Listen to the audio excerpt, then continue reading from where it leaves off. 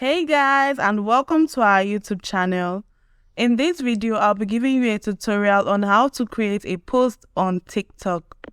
So first of all, you click on your TikTok app. By default, you'll be led to your home page. Here you click on the plus sign, which is at the middle here. And then you click on upload. After that, you select any picture or video you wish to upload.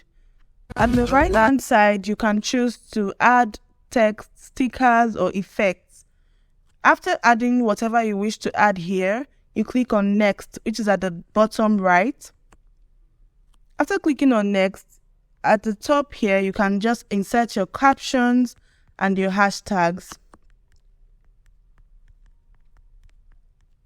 After adding whatever you wish to add, you can also tag people, add location, add link, and edit other edits.